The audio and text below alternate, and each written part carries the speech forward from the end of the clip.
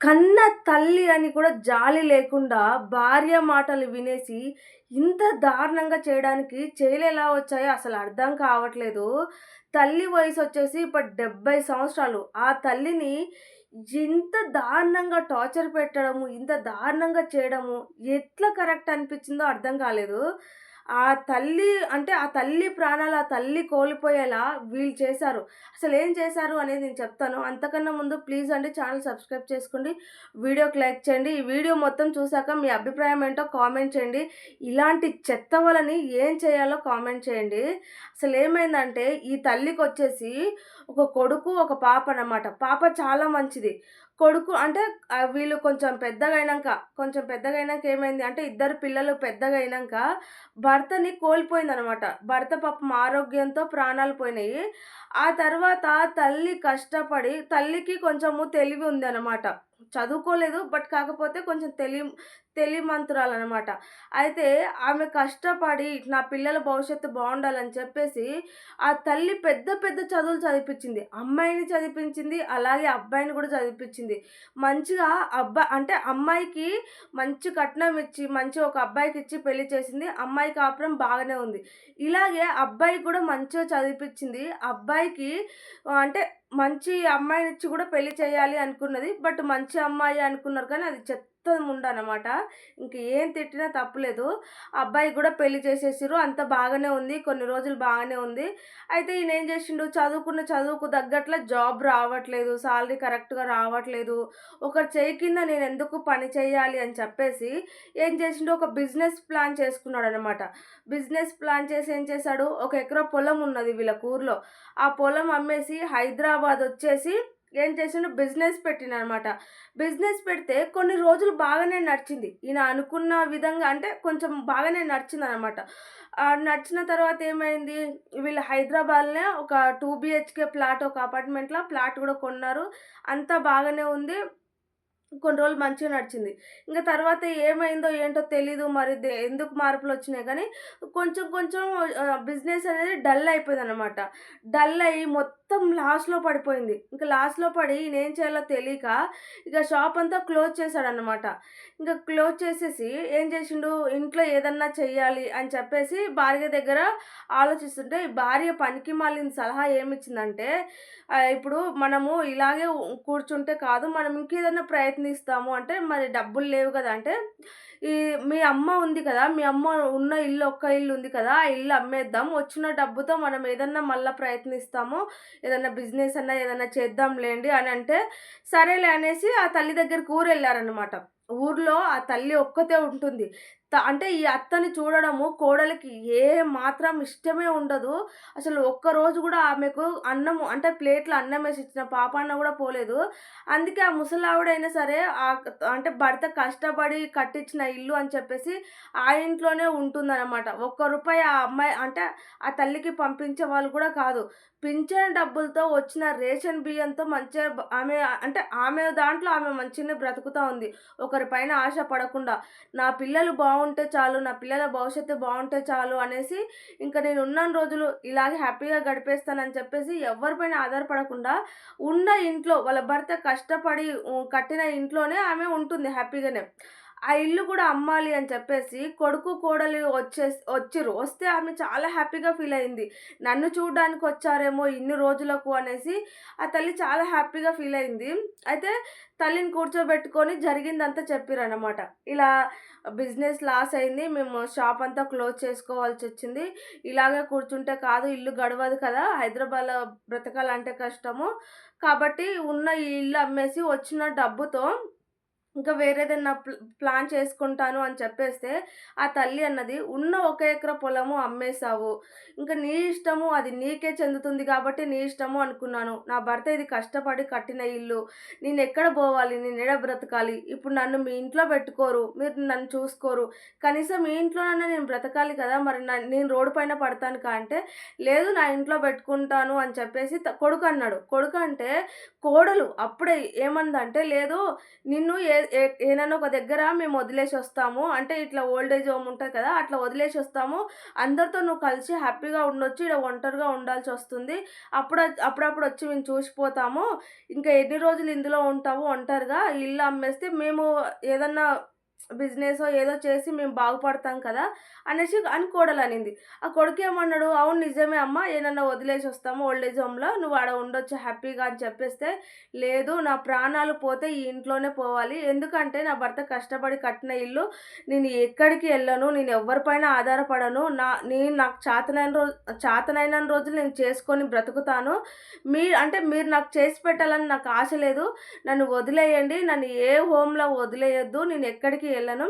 ఈ ఈ అంటే నా ప్రాణాలు పోయినంక ఈ ఇల్లు నువ్వే తీసుకో. నేనొద్దు అని చెప్పట్లేదు.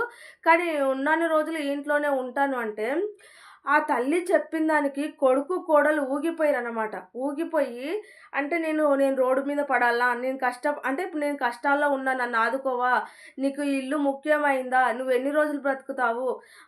నీది నువ్వు చూసుకుంటున్నావు. మా లైఫ్ మేము పట్టించుకోవా నువ్వు? అంటే మేము నాశనమైనా సరేనే అంటే అట్లని నేనెందుకు అనుకుంటాను? ఇన్ని రోజులు నన్ను చూడకపోయినా, నన్ను పట్టించుకోకపోయినా సరే మీరు హ్యాపీగా ఉండాలి అని చెప్పేసి నేను అనుకున్నాను. ఇప్పుడు నేను ఉన్న ఇల్లు అమ్మేస్తానంటే నేనెక్కడుండాలి?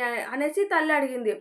తల్లి ఎంతకు ఒప్పుకోకపోవడంతో ఆ కొడుకు, కోడలు కలిసి దారుణంగా ఆ తల్లిని కొట్టారు. పాపం ఆ తల్లి వయసు 70 సంవత్సరాలు.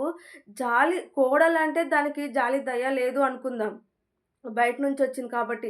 9 నెలలు మోసి కని, ఈ ప్రపంచాన్ని చూపించి, మంచి చదువులు చదివిపించి, మంచిగా ఒక స్థాయిలో ఉంచిన తల్లిని ఇంత దారుణంగా చేయడానికి అంటే చెయ్యిలెలా వచ్చాయో నాకర్థం కాలేదు. అది కోడలు అంటే భార్య మాట వినాలి అంటే మంచి మాటలు చెప్తే వినాలి. ఇలాంటి పనికిమాలిన మాటలు చెప్తే వినేసి దారుణంగా ఆ తల్లిని కింద పడేసి కొట్టారనమాట. కొట్టేసి ఇంకా వీళ్ళు ఎలాగైనా నిన్ను ఇల్లు నమ్మేస్తాను. ఎలా అమ్మవో నేను చూస్తాను. అది ఇది అనేసి ఛాలెంజ్ చేసి అక్కడి నుంచి ఇంకా హైదరాబాద్ వచ్చేసారనమాట. ఈ తల్లి ఏం చేసింది కాకపోతే తల్లితో ఒక పెద్ద ఫోనే ఉందనమాట. టచ్ ఫోనే. ఎందుకంటే వాళ్ళ కూతురు అప్పుడప్పుడు వీడియో కాల్ చేసి మాట్లాడేదనమాట. అంటే ఫోన్ ఎలా ఎత్తాలి, ఫోన్ ఎలా చేయాలి అనేది చూపించరు. అంతవరకు తెలుసు.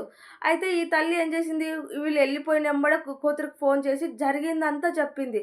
లేదమ్మా వీళ్ళు ఎన్ని రోజులకైనా నా ప్రాణాలు తీస్తారు. నేను బ్రతకను. ఈ ఇంట్లో నుంచి నన్ను తీసుకెళ్ళేసి ఏనో ఏస్తానంటుర్రు. నాకిష్టం లేదు. ఇంకా వేస్టు. నన్ను బ్రతకనివ్వరు. వీళ్ళకి ఇల్లు మీద కన్ను పడింది అని చెప్పేసి ఆ కూతురికి చెప్పింది. కూతురికి చెప్తే, "లేదు నేను మాట్లాడతాను అమ్మ. అలాంటివేం చేసుకోవద్దు. ఏదున్నా నేను మాట్లాడతాను" అంటే, సరే అని చెప్పేసి కూతురు దగ్గర చెప్పిందనమాట. ఆ తల్లి పైన అంటే ఎక్కువ గోల్డ్ లేదు. 1 తులమో, 2 తులాల గోల్డ్ ఉంది అంతే. ఆ ఇల్లు ఆస్తి అంటే ఇల్లుంది అంతే. అయితే ఏం చేసింది ఆ తల్లి, ఇంకా అంటే గమనించేసింది. ఇంకా వీళ్ళెన్ని రోజులకైనా నా ప్రాణాలు తీస్తారు. ఈ ఇల్లుని అనేసి ఈమేం చేసిందంటే ఒక అబ్బాయిని పక్కన ఉన్న చిన్న అబ్బాయిని పిలిచింది. ఆ అబ్బాయికి ఒక 10 ఇయర్స్ ఉంటాయనుకుంటా. పిలిచి, "అబ్బాయి కాసేపు నేను మాట్లాడతాను. నువ్వు వీడియో తీయి" అని చెప్పేసి పాపం ఆమెకు చూడు ఎంత తెలివో అంటే వీడియో తీపించుకుందనమాట. ఆ వీడియోలో ఏమని చెప్పిందంటే, "ఇలా నా కొడుకు, కోడలు ఇల్లు రాపిచ్చుకోవాలనేసి నన్ను ఇలా చేయాలనుకుంటున్నారు. నా ప్రాణాలు తీయాలనుకుంటున్నారు. నన్ను టార్చర్ పెడుతున్నారు. నన్ను ఇబ్బంది పెడుతున్నారు. నేనింక ఉండను. నేను బ్రతకను" అని చెప్పేసి ఈ ఉన్న ఇల్లు, నా పైన ఉన్న 2 తులాల బంగారు ఇదంతా నా కూతురికి చెందాలి అనేసి ఆమె ఏం చేసింది వీడియో చేసి ఇంకా ఆ వీడియో కట్ చేసి ఆమె ఏం చేసింది పాపం పురుగుల మందు తాగేసిందనమాట. పురుగుల మందు తాగేస్తే ఈ అబ్బాయి ఎవరైతే ఉన్నారో వీడియో తీసిన 10 ఇయర్స్ అబ్బాయి ఉన్నాడో, ఆ అబ్బాయి ఎళ్ళేసి పాపం వాళ్ళ తల్లిదండ్రులకు చెప్తే వాళ్ళ తల్లిదండ్రులందరూ వచ్చిరనమాట. వచ్చేసి ఆమెని హాస్పిటల్‌కి తీసుకెళ్ళిర్రు. ఈమె అన్నం తినకపోవడంతో, టెన్షన్‌తో, బాధతో ఉంది కాబట్టి ఇంకా అందులోన కొంచెం ఓల్డ్ కదా! ఏమైందనమాట హాస్పిటల్‌కి తీసుకెళ్ళినా ఆమె బాడీ సపోర్ట్ చేయలేదు. అప్పటికి బాడీ అంతా ఇంకిపోయింది. ఆమె బాడీ సపోర్ట్ చేయకపోవడంతో ఆమె ప్రాణాలు కోల్పోయిందనమాట. ఇంగ కూతురొచ్చి ఆ వీడియో చూసి, "అరే! నేను మాట్లాడతాను అన్నా గదమ్మా! నువ్వెందుకు ఇంత తొందరగా ఇలా ప్రాణాలు తీసుకున్నావు" అని చెప్పేసి పాపం ఆ కూతురు తల్లిని గుండెలకు హత్తుకొని ఎంత ఏడ్చిందో. ఎందుకంటే కూతురు తల్లిని తీసుకెళ్ళి అత్తగారింటికాడ పెట్టుకునే స్థాయిలో గూడా ఆమె లేదు. ఎందుకంటే వాళ్ళింట్లో అత్త, మామ వీళ్ళంతా ఉన్నారు కాబట్టి అప్పుడప్పుడు వచ్చి చూస్తూ మంచి చెడు చూసి పోయేదనమాట. ఆ కూతురుని చూసుకొని ఆమె బ్రతికేది. ఇంకా ఎవరి చేలోనే అంటే ఆళ్ళ కొడుకు ఇలా బెదిరించి నేను ఎలాగైనా ఈ ఇల్లుని తీసుకుంటాను, ఎలా ఇయ్యవో అది ఇది అని ఛాలెంజ్ చేసిపోయాడు కాబట్టి వీళ్ళు ఎంతకైనా దిగజారుతారు అని చెప్పేసి వాళ్ళ చేలో నా ప్రాణాలు ఎందుకు పోవాలి, అదేదో నేనే తీసుకుంటాను అని చెప్పేసి ఈమె ఇలా డిసైడ్ అయ్యి పాపం ఆమె అయితే ప్రాణాలు కోల్పోయింది. ఇంక నయం ఆ వీడియో తీసింది కాబట్టి, మరి చట్టాలు వీళ్ళు ఏం చేస్తారో తెలీదు కానీ, చూడండి ఈ చిన్న చిన్న అంటే చిన్న చిన్న రీజన్ కాదిది. వీళ్ళ అవసరాలకు, వీళ్ళ డబ్బుల కోసము పాపం కన్న తల్లిదండ్రులని ఇంత దారుణంగా చేయడానికి మనసెలా ఒప్పుతుందో అర్థం కాదు. కనీసం తల్లిదండ్రులు కష్టపడి పెంచినదన్నా గుర్తు రావాలా? వాళ్ళున్నన్ని రోజులు ఉంటారు. ఇప్పుడు ఆ ఇంట్లో ఉంటారు. ఆమె కొన్ని రోజులు బ్రతుకుతుంది. ఎన్ని రోజులు బ్రతుకుతదో తెలీదు. అన్ని రోజుల వరకు ఆ ఇల్లు తర్వాత ఆయనదే కదా! ఎందుకు ఇంత కకృతి పడేసి వాళ్ళ అంటే ఉన్నన్ని రోజులు వాళ్ళు ఇంక కొన్ని రోజులు ఉంటారు కాబట్టి వాళ్ళు ఉన్నన్ని రోజులు హ్యాపీగా బ్రతకనివ్వాలి. అంతేగాని వాళ్ళని ఇలా టార్చర్ పెట్టి, కొట్టి ఇంత నరకం చూపించడము ఎంతవరకు కరెక్టు?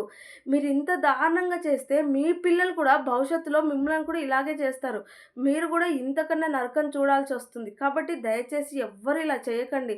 మీ కష్టం మీ కాళ్ళపైన మీరు బ్రతికి సాధించండి. అంతేగాని తల్లిదండ్రుల ఆస్తి మీద పడి బాగుపడతాను, చేస్తాను అని చెప్పేసి తల్లిదండ్రులను కష్టపెట్టడం ఎంతవరకు కరెక్టు? ఈ కొడుకు, కోడలు చేసింది కరెక్టా? రాంగా? కామెంట్ చేయండి.